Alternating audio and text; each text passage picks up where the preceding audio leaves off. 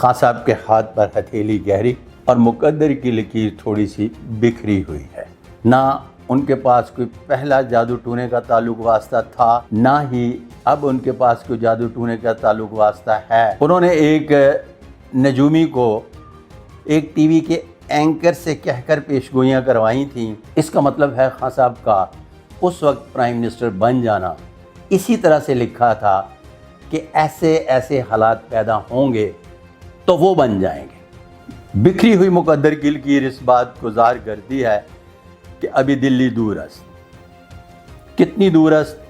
Digital Pakistan کی videos دیکھنے کے لیے ہمارا چینل سبسکرائب کیجیے اور بیل آئیکن کو پریس کیجیے تاکہ آپ ہر ویڈیو سے باخبر رہ سکیں۔ سیاست کس طرف جا رہی ہے وہ بار بار کہہ رہے ہیں کہ اب ذرا تصویر کا رخ موڑ کے دیکھا جائے کہ اب پالیٹکس کس طرف جا رہی ہے۔ پالیٹکس جس طرح سے ہو رہی تھی اسی طرح اب بھی دکھائی دیتی ہے۔ اس میں کوئی بھی بہت بڑی 18 تاریخ، 11 تاریخ، 14 تاریخ، 15 تاریخ، 13 تاریخ، کوئی نہ نوری نہ ناری، ایسی کوئی بات غیر متوقع طور پر نہیں ہونے جا رہی۔ اس کا مطلب یہ ہوا کہ آج کے دن جب میں آپ سے مخاطب ہوں تو یہاں ایک لفظ استعمال کیا جائے گا کہ سب سے پہلے خان صاحب کے بارے میں تو یہ بات طے شدہ ہے، خان صاحب کے ہاتھ پر ہتھیلی گہری اور مقدر کی لکیر تھوڑی سی بکھری ہوئی ہے۔ اب یہ لوگوں کی اگر سمجھ میں نہیں آتا تو میں کیا کروں؟ ہاں، نجومیوں کی سمجھ میں نہیں آئے گا اس لیے کہ انہوں نے ڈیٹ دینا ہوتی ہے اور ان کو میں یہ موقع نہیں دوں گا۔ بکھری ہوئی مقدر کی لکیر اس بات کو ظاہر کرتی ہے کہ ابھی دلی دور است۔ کتنی دور است؟ یہ میں کسی ایسے پروگرام میں آ کر بتاؤں گا جب دلی قریب است ہوگی، اور قریب است سے مراد یہ ہوگا کہ بہت زیادہ قریب است نہیں، کافی دور ہوگی لیکن اسے قریب است سمجھا جائے گا۔ پھر اس کے بعد بشرا بی بی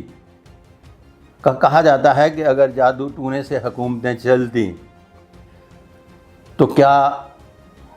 اب وہ جادو ٹونے سے جیل سے باہر نہیں لے کے آ سکتی تھیں؟ نہیں، ایسی بات نہیں ہے۔ نہ ان کے پاس کوئی پہلا جادو ٹونے کا تعلق واسطہ تھا، نہ ہی اب ان کے پاس کوئی جادو ٹونے کا تعلق واسطہ ہے، اور جتنے بھی زمانہ قدیم کے جادوگروں سے لے کر اب تک کے جادوگر ہیں یہ ہاتھ کی صفائی دکھانا جانتے ہیں۔ 3 سال 7 مہینے حکومت کی جناب عمران خان صاحب نے، تو اس دور میں نے ذرا بھی تھوڑی سی بھی مداخلت نہیں کی، حالانکہ باقاعدگی سے خان صاحب کو بتایا گیا کہ میرے ساتھ ان کے حوالے سے کیا ہوا، اور انہوں نے اپنے پرنسپل سیکرٹری سے بھی نہیں کہا کہ اس سے پوچھو تو صحیح یار کہ کیوں ہوا اور ان کی وجہ سے ہوا۔ اب بات سو سمپل سی ہے کہ مجھے پتا تھا کہ یہ جو پیر ہوتے ہیں نا یہ اندر سے بڑے ہولے ہوتے ہیں۔ انہوں نے ایک نجومی کو ایک ٹی وی کے اینکر سے کہہ کر پیشگوئیاں کروائی تھیں، تو پھر وہ بنی گالا میں مجھ کو چلا گیا کہ میری بڑی عزت ہے۔ اب وہاں پیر صاحبہ بیٹھی ہوئی تھیں تو انہوں نے اسے الیکشن لڑوایا اور ہروا دیا۔ پھر اسے مزید خراب کرنے کے لیے اسے پوچھا کہ پھر دوبارہ آپ کو الیکشن لڑواتے ہیں اور چیف منسٹر بنائیں گے، کتنے ووٹ لے لو گے؟ اس نے کہا جی اتنے ووٹ ہے۔ پھر اسے الیکشن ہروایا، تو 2 بار الیکشن ہروا کے اسے کک آؤٹ کرنے کا مقصد یہ تھا کہ بشرا بی بی یہ ثابت کر سکیں اور عمران خان صاحب کو یہ بتا سکیں کہ یہ ان کے جو چلے ہیں ان کی وجہ سے برسر اقتدار آئے ہیں، اور ان کا یہ کہنے کا حق اس لیے بنتا تھا کہ اس سے پہلے جب میرے پاس تشریف لائی ہیں تو اس وقت صرف اور صرف وہ خان صاحب کے بارے میں جاننا چاہتی تھی کہ وہ پرائم منسٹر آف پاکستان بن سکتے ہیں یا نہیں، جب انہیں اس بات کا مکمل ادراک ہو گیا کہ وہ پرائم منسٹر آف پاکستان بن رہے ہیں تو اس وقت تک ماس ہے اس سنگل نجومی کے اور ایک جو سکرپٹڈ پیش گوئی کروائی گئی تھی، میرا ایک 2 نمبر سلوگن جو پٹ گیا تھا کنگ میکر کا، وہی چل رہا تھا، اور مجھے پکا یقین تھا کہ کوئی بھی ان کے پرائم منسٹر بننے کی پیش گوئی نہیں کرے گا۔ اور میں نے بشریٰ بی بی اس بات کی گواہ ہیں کہ میں نے انہیں کہا تھا کہ الیکشن میں کوئی بھی شخص خان صاحب کے پرائم منسٹر بننے کی پیش گوئی نہیں کرے گا، ایک آدھ سکرپٹڈ پیش گوئی کروائی جائے گی، اور ایک تو ان کے تھرو ہی کروائی گئی، اور ایک کسی ایک جگہ سے کروائی جاتی ہیں تو وہ کروائی گئی۔ اس کے علاوہ پاکستان میں کسی نے پیش گوئی نہیں کروائی، جس کی بنیاد پر ان کا ڈنکا بجتا رہا کہ ان کے پیر ہونے کی کوئی دوسری بات ہی نہیں ہے جو خان صاحب کے ذہن میں بیٹھ گئی۔ اب میں ان کی پیر ہونے کو چیلنج نہیں کرتا، لیکن میرے والد محترم صوفی صاحب رحمۃ اللہ علیہ فرماتے تھے کہ جہاں کہیں پیر بیٹھے ہوں ان کے ساتھ تم نے ہڈا نہیں ڈالنا، اس لیے کہ یہ بنیادی طور پر اندر سے بڑے ہولے ہوتے ہیں، اور پھر دوسرے کو یہ مات دینے کے لیے بہت زبردست طریقے سے اس طرح سے ڈانٹتے ہیں،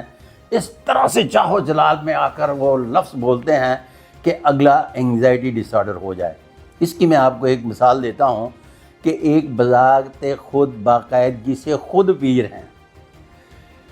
عامل ہیں، شوں شڑک کا کام کرتے ہیں، ملک اور بیرون ملک ان کا بڑا نام ہے۔ شوں شڑک کا کام کرنے کے بعد ایک میرے بڑے اچھے دوست ہیں، ان کی سمدھن ہے آج کل، تب ان کی سمدھن نہیں تھیں، وہ بھی جادو ٹونے کا بڑا کام کرتی تھیں، تو اتنے پکے پیر سے انہوں نے کہا کہ میں کلام سے اگر چاہوں تو بندہ بھی مار دوں،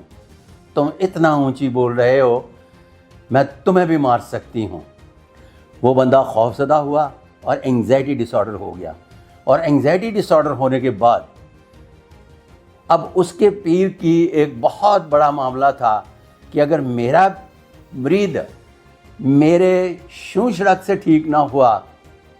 تو میری اپنی پیری و فقیری داؤ پر لگ جائے گی۔ تو انہوں نے اپنی پیری و فقیری بچانے کے لیے، میں نے ایک بار کہا کہ انہیں کسی ماہر نفسیات کو دکھاتے ہیں، یہ ٹھیک ہو جائیں گے، لیکن وہ باقاعدگی سے صدقے خیرات پھر اس کے بعد مختلف معاملات جو کرتے ہیں کرتے چلے گئے، اور وہ بندہ جو خلیفہ اول تھا وہ باقاعدگی سے ڈس آرڈر رہا۔ میں بڑی محبت کرتا ہوں ان سے، مجھے بہت پیارے لگتے ہیں، آج بھی بہت پیارے لگتے ہیں۔ میں ایک دن انہیں بڑے محبت سے ایک ماہر نفسیات کے کلینک کے باہر لے گیا۔ میں نے کہا جناب آپ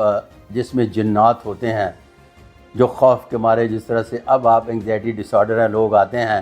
تو انہیں ڈنڈے مار مار کے ٹھیک کرتے ہو، تو یہاں دیکھیں یہ آپ سے بڑے پیر ہیں۔ تو میں ڈاکٹر سعد بشیر ملک صاحب ہیں، ان کے کلینک کے باہر لے گیا۔ اب مجھے انتظار تھا کہ کوئی نہ کوئی پیشنٹ آ جائے۔ میں اپنے گاڑی سے نکلا، انہیں بھی گاڑی سے نکالا، اور گاڑی کے ساتھ یوں کر کے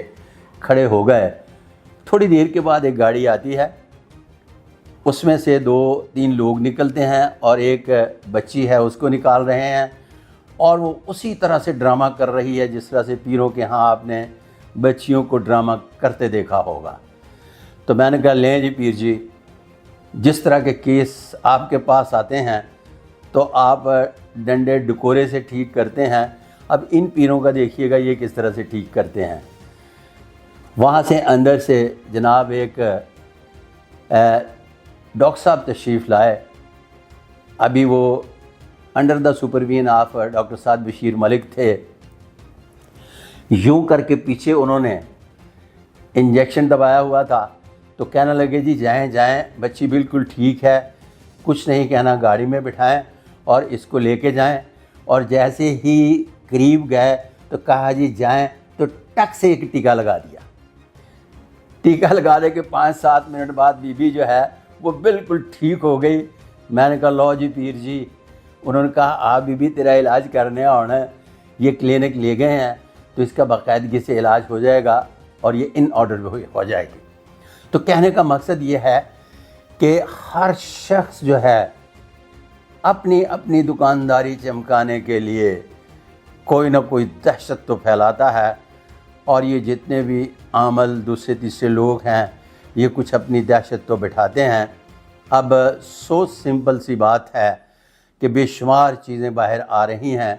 کہ اس طرح سے نہیں، اس طرح سے ہوا، اس طرح سے نہیں، اس طرح سے ہوا۔ تو میں یہاں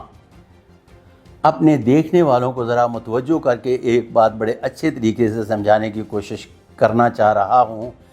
کہ ہر شخص اپنے مقدر کی گیم کھیل رہا ہوتا ہے۔ جس شخص کے جس طرح سے جس جگہ پہ جانا اس کے مقدر میں لکھا ہو اس طرح کے حالات پیدا ہو جاتے ہیں۔ اس کا مطلب ہے خان صاحب کا اس وقت پرائم منسٹر بن جانا اسی طرح سے لکھا تھا کہ ایسے ایسے حالات پیدا ہوں گے تو وہ بن جائیں گے۔ اگر کسی کی خواہش پر کوئی پرائم منسٹر، کوئی چیف منسٹر بنتا تو عثمان بزدار جو ہے یہ کبھی چیف منسٹر نہیں بن سکتا تھا، اور اس زمانے کے ایک معروف کاروباری شخصیت جو بڑی ذمہ دار بھی ہیں، سوسائٹیز کے بھی مالک ہیں، اور ان کو بڑا نام بھی دیا جاتا تھا، اور جتنا ان کے لیے زور لگایا گیا تو وہ پھر بھی چیف منسٹر نہیں بن سکے، اس لیے کہ ان کے ہاتھ پر چیف منسٹر کی کوئی لکیر نہیں پائی جاتی تھی۔ تو قدرت جو ہے ہر شخص کے لیے اسباب پیدا کرتی ہے۔ اب آئے ہم پھر دوبارہ واپس جناب میاں نواز شریف صاحب کی طرف، تو قدرت جو تھی وہ جناب میاں شہباز شریف صاحب کے پرائم منسٹر بننے کے اسباب پیدا کر رہی تھی، اس لیے کہ جناب میاں شہباز شریف صاحب کے ہاتھ پر 4 انتہائی غیر معمولی سائن، جو میرے سارے ویلاگ اٹھا کے دیکھ لیں، بار بار میں نے کہا ہے کہ پہلی انگلی کے نیچے سیدھا ایک خط پایا جاتا ہے جسے خط مشتری کہتے ہیں، پھر خط Saturn, sign of Apollo, sign of Mercury, یہ چاروں خط جس ہاتھ پر ہوں وہ بڑے بڑے عہدوں پر فائز ہوتے ہیں، لیکن فائز انتہائی مشکل سے ہوتے ہیں اور مشکل میں رہتے ہیں، لیکن فائز ضرور ہوتے ہیں۔ میں نے اس دفعہ پرائم منسٹر کی جب بات کی تھی تو میرے ویلاگز اٹھا کر دیکھ لیجئے گا، میں وہ بات کرنے والا تھا جس نے سب سے پہلے بات کی کہ ایک گھر میں 3 پرائم منسٹر، جس میں محترمہ مریم نواز شریف صاحبہ، جناب میاں نواز شریف صاحب اور جناب محترم میاں محمد شہباز شریف صاحب۔ اب جب میں نے میاں محمد شہباز شریف کا کہا تھا تو تب دوسروں کو بھی بات ہضم نہیں ہو رہی تھی، اور میرا جب ویلاگ آن ایئر گیا ہے تو اس وقت بے شمار میرے جتنے بھی ایم پی اے، ایم این ایز اور میڈیا سے متعلق دوست ہیں، انہوں نے مجھے کہا ملک صاحب لگتا ہے دیوانے ہوتے چلے جا رہے ہو، میاں نواز شریف صاحب کی موجودگی میں میاں شہباز شریف صاحب کس طرح سے پرائم منسٹر بن سکتے ہیں۔ کہنے کا مقصد کہ میں بحیثیت فن شناسی کا طالب علم ہونے کے ناطے یہ بتانا چاہ رہا ہوں کہ تقدیر جو ہے وہ اپنا ایک سرکل بناتی ہے، اس سرکل میں اس شخص کو کہاں جا کر کھڑا ہونا ہے اس کے لیے جگہ بناتی ہے۔ جب یہ دونوں چیزیں مکمل کر لیتی ہے تو اس کے بعد تقدیر اپنا رونما ہونے کا پتہ دیتی ہے۔ واللہ عالم بالصواب۔